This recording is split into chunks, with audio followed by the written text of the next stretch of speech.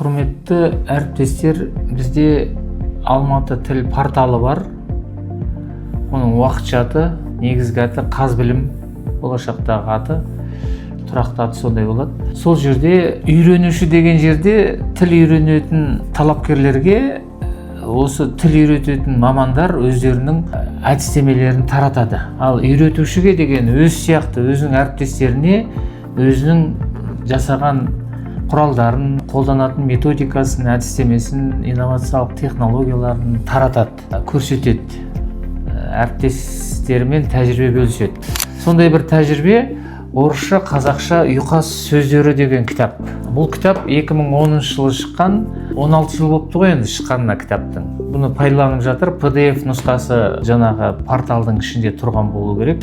Енді тіл үйренудің түрі көп қой.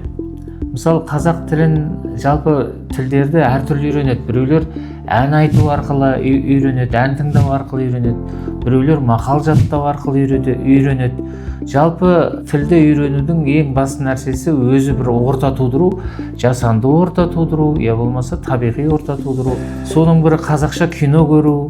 Біздің кішкентай кезімізде осы өте өзекті болатын осындай тіл үйрену. Мысалы, біздің балдырған журналдарымызда, балаларға арналған журналдарда орыс тілін үйрену барлығына міндет болғандықтан осындай ұйқас сөздер тұратын.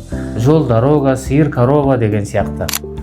Соның ізімен осындай бүтін бір кітап шығардық. Бұл жерде зат есімнен жасалған ұйқастар деп алдық, бірақ оның өзінің бірнеше 13 лексикалық тақырыпқа бөлдік. Мысалы, адамның қасиеттері, дене мүшелері, туыстық атаулар, ай, апта, мезгіл, тұрмыстық заттар дегенге байланысты.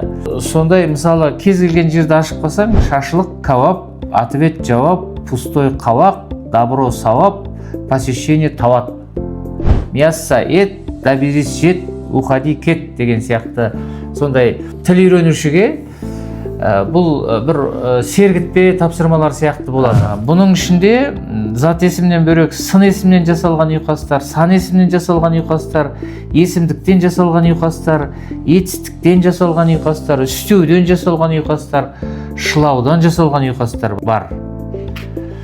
Осындай құрал, осыны сіздер жаңағы оқу процесінде тіл үйрету барысында осыны пайдалансаңыздар болады. Істеріңізге сәттілік.